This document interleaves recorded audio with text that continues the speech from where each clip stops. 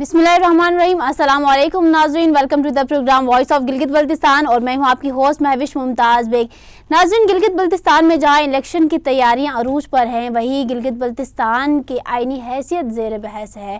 جہاں مختلف پارٹیز گلگت بلتستان میں الیکشن کی تیاریوں میں مصروف ہے, وہی گلگت بلتستان کو صوبہ بنانے کے لیے تنظیم سازی جاری ہے. کیا یہ ایک صرف افواہ ہے یا لالی پاپ ہے, یا واقعی اب وقت آ چکا ہے کہ گلگت بلتستان کو کانسٹیٹیوشنل رائٹس دیے جائیں گے؟ اس کے اوپر آج ہم بات کریں گے, because today's our topic is provincial constitutional status of Gilgit Baltistan and election Gilgit Baltistan 2020. اور اس پہ بات کرنے کے لیے آج ہمارے ساتھ بہت ہی معزز مہمان ہمارے ساتھ موجود ہیں. آئیے ان کا تعارف کرواتے ہیں. ہمارے ساتھ موجود ہے اس وقت minister law and parliamentary affairs Gilgit Baltistan Yasin Baltistani advocate صاحب. السلام علیکم and welcome to the programme.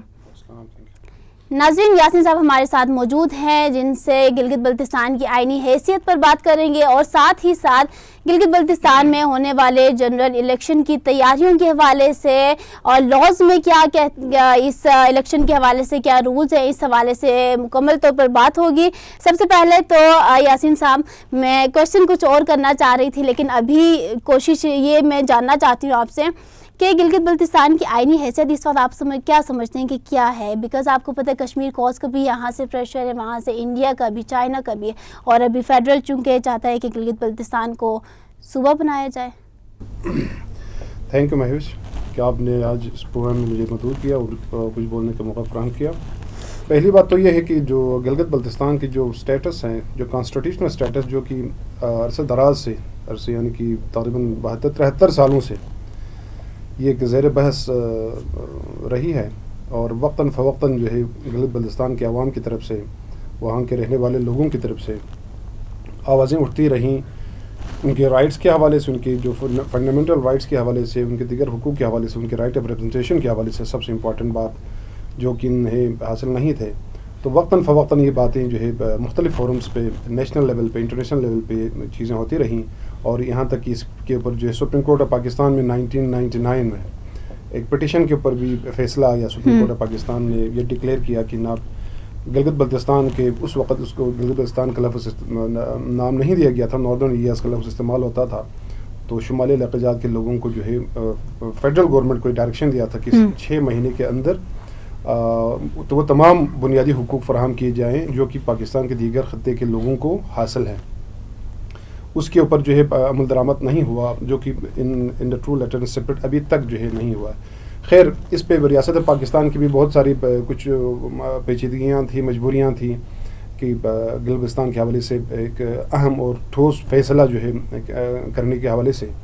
تو یہ ریاست پاکستان کی جو پالیسی بھی کچھ مجبوریاں تھیں, اس میں کچھ انٹرنیشنل جو UN ریزولوشن کی بات ہوتی ہے وہ آڑے آ رہا تھا, اور اس طرف انڈیا کے زیر قبضہ کچھ کشمیر کی جو پارٹس ہیں وہ بھی تھوڑا سا ایشوز آ رہے تھے, بہت ساری چیزیں تھیں.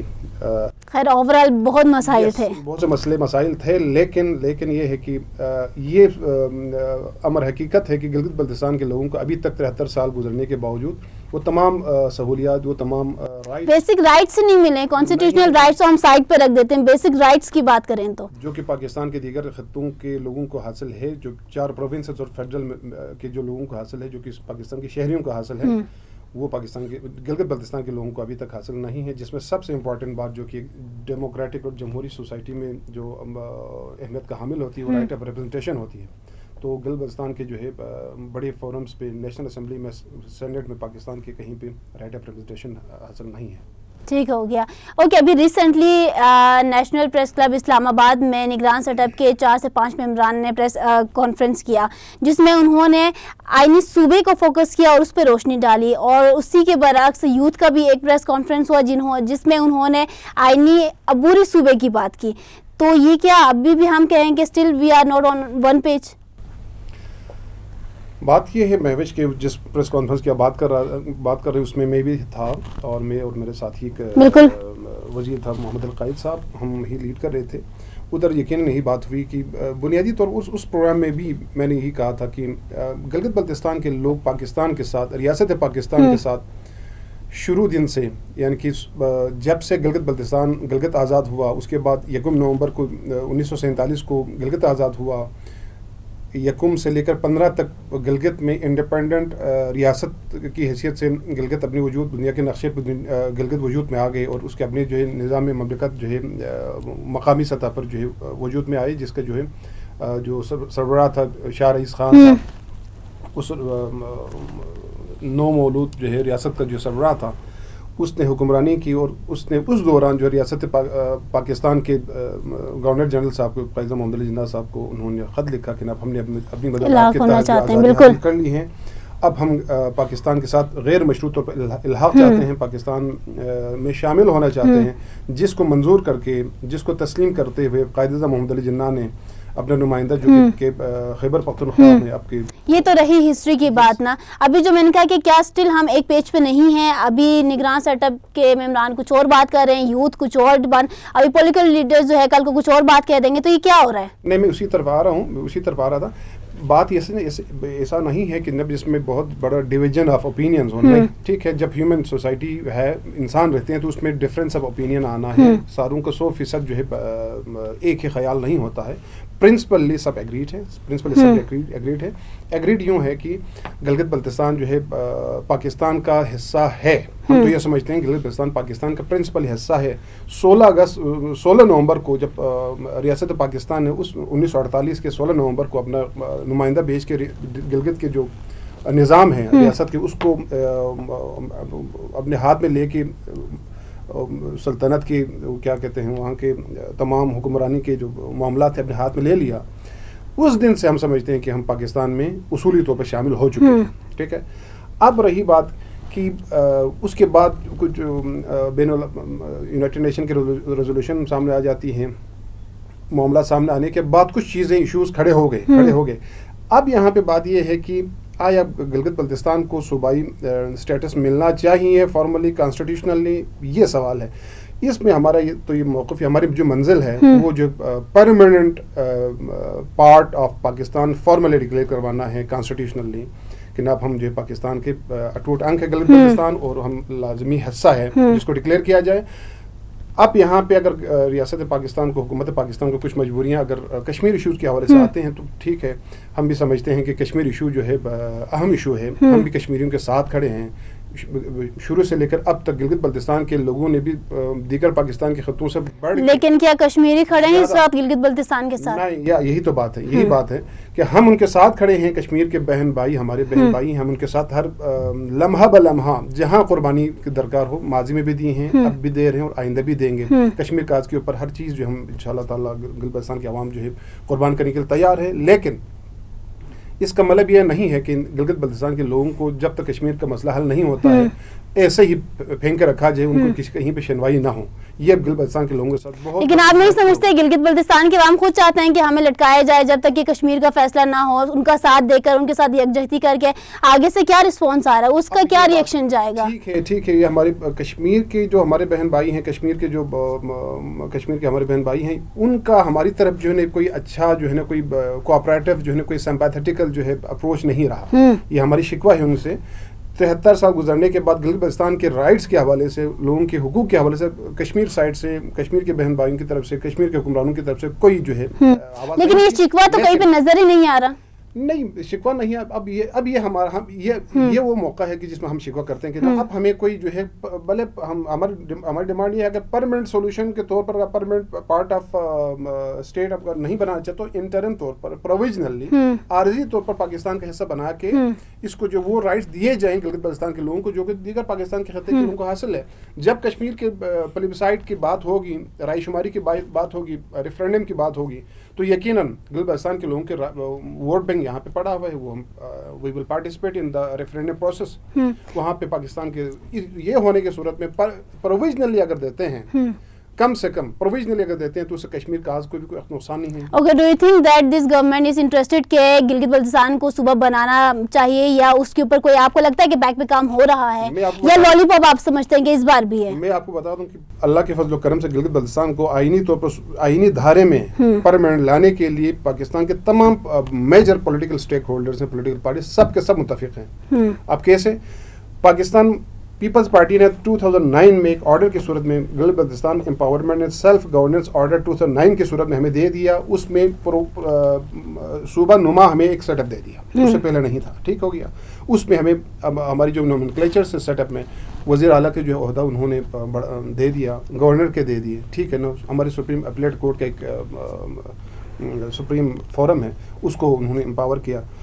करने के बाद ये हो गया। उसके बाद नून लीग की गवर्नमेंट पिछले जो अभी ख़त्म हो गई, उस दौरान 2018 में ही मेरे ख्याल में सरताज अजीज़ साहब की सरबराही में एक कमेटी तश्कील दी, हाई लेवल की कमेटी कॉन्स्टिट्यूट हुई। किस दौर में? नवाज शरीफ साहब की गवर्नमेंट में, ठीक है। और उनको टास्क दिया गया कि ना गिलगित बल्तिस्तान को कौमी धारे में लाने के लिए, आइनी जो स्ट्रक्चर के अंदर लाने के लिए आप जो है ना कोई प्रपोजल तैयार करें।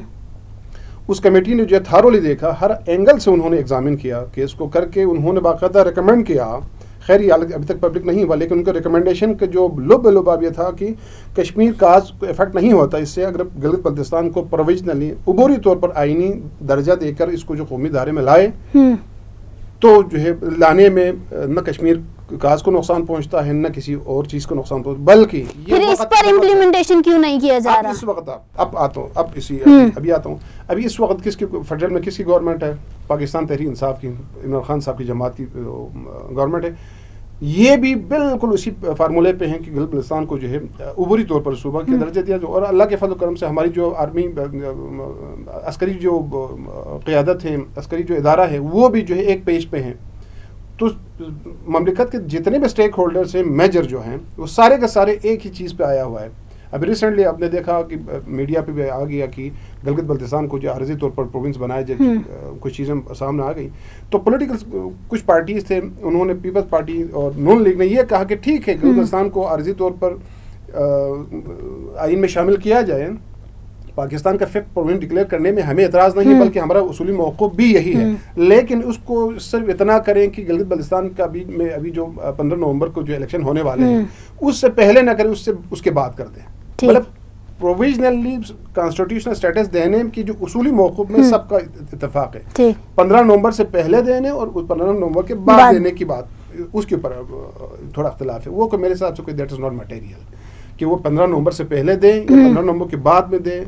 अगर देना ही है तो फिर मेरा ख्याल ये है कि इसको आज का काम कल पर मत छोड़ो। एक कहावत भी है, जो काम आज करना है, करना आपने ये तय करना है कि नहीं करना, अगर करना है तो आज का काम आज ही किया जाए। अगर डिसीजन स्ट्रॉन्ग है तो फिर जो है आपका काम होना चाहिए। ओके जी नाज़रीन, अभी आईनी गिलगित बल्तिस्तान के आईनी हैसियत पर बहुत तफसील से बात हुई और बहुत अच्छे अंदाज में। अब आते हैं गिलगित बल्तिस्तान के इलेक्शन के ऊपर। ओके, गिलगित बल्तिस्तान के इलेक्शन में आपको भी जैसे कि पता है, ज़्यादातर गवर्नमेंट सर्वेंट्स जो है पार्टिसिपेशन उनकी रहती है, और ये शिकायत भी, इनकी कंप्लेंट्स भी इसके हवाले से मिलती हैं। आप क्या समझते हैं कि अभी भी जो है ये काम हो रहा है? मोहतरमा, बात ये है कि कोई भी कोड ऑफ कंडक्ट है, कानून जिसे हम कहते हैं, उसके जो है हम सब पाबंद हैं, ठीक है। कोई भी कानून उसके रियासत शहरी के ऊपर उसके इक्वली और फुल फ्लेज तरीके से उसका फोर्स के साथ इतलाक़ होता है। उसमें इलेक्शन लॉज में ये कहा हुआ है मुलाजमीन के हवाले से कि कोई भी मुलाजिम जो सरकारी मुलाजिम किसी की पॉलिटिकल एक्टिविटीज़ में माँ सिवाय अपने जो ऑफिशियल जो कैपेसिटी में जिसको जो टास्क दिए जाते हैं, उसके अलावा किसी पॉलिटिकल एक्टिविटीज़ में किसी के साथ वफादारी या किसी को सपोर्ट, किसी जलसे जुलूस में जाने की उसको इजाज़त नहीं है, बल्कि वो बाय लॉ उसके ऊपर पाबंदी है, उसको नहीं करना चाहिए। अगर कोई करता है तो उस he is under legal obligation. बिल्कुल, आर्टिकल 171 GCE में ये चीज़ें मेंशन है, लेकिन ये मेरा ये ख्याल है कि इस वक्त जो है अल्लाह के फजल करम से गिलगित बल्तिस्तान में ऐसी कोई चीज़ सामने नहीं आई कि जो कि मुलाजमीन जो है एक्टिवली जो है इन चीज़ों में इन्वॉल्व हो और जो है इलेक्शन नहीं, फ्रंट साइड पे तो कोई, फ्रंट पेज पे तो कोई भी आगे इस तरह से नहीं करेगा, लेकिन आप नहीं समझते बैक पे अगर कर रहे हो? नहीं, दो चीज़ें हैं, देखें, कर सकते हैं, जायज़ है। नहीं, जायज़ की बात नहीं कर सकते, ऑफ द रिकॉर्ड बिल फर्ज इतना हम कह सकते हैं कि मुलाजिम को भी इक्वल इतना राइट हासिल है कि वो अपने राइट ऑफ वोट को जो है वो एक्सरसाइज किसको देना है, ठीक है ना। वो अलिफ को दे दे, बे को दे दे, जीम को दे दे, उसको वोट कास्टिंग का जो राइट है वो तो मिलेगा, जाहिर सी बात। बाकी कोई नहीं कर रहा है, कोई नहीं कर रहा। गिलगित बल्तिस्तान में कोई मुलाजिम जो है किसी पार्टी के जो है ना कैंपेन नहीं कर रहा, और अगर करता है کمپین تو ہو رہا ہے نا, اسی لیے تو میں نے سوال اٹھایا. اتنے اس کے اوپر ایشوز ہیں. آپ جو ہے سوشل میڈیا تو آج کل اتنا بڑا ویپن بنی ہے, ادھر بھی پروفز ہیں, آپ تھانوں میں جا کے دیکھیں وہاں بھی کمپلینس کی لسٹ لگی ہوئی, لیکن اس کو سامنے ظاہر کون کرے, یہ سوال ہے نا. دیکھ ایکوزیشن کرنا, ایکوزیشن عائد کرنا جو بہت آسان کام ہوتا ہے, اس کو پروو کرنا مشکل ہوتا ہے, ٹھیک ہے نا. سوشل میڈیا کے اوپر چیزوں کی اگر آپ ہم نہیں جا سکتے ہیں, جو کہ سوشل, یا تو یہ ہے کہ اگر کوئی ملازم کہیں پہ کسی اس طرح کی جو انلیگل ایکٹیویٹیز میں, انلافل ایکٹیویٹیز میں جو کہ قانون اس کو اجازت نہیں دیتی ہے, اگر وہ انوالو پایا گیا تو اس کو جو پراپر طریقے سے کمپلین کا طریقہ موجود ہے, ٹھیک ہے کہ نہیں ہے, طریقہ موجود ہے, وہ متعلقہ جو ایگزیکیوٹو پارٹی جو سمجھتا ہے کہ غلط کر رہا ہے, ہماری رائٹ کے اگینسٹ کر رہا ہے, ہماری انٹرسٹ کے خلاف کر رہا ہے, وہ کمپلین کر دیں.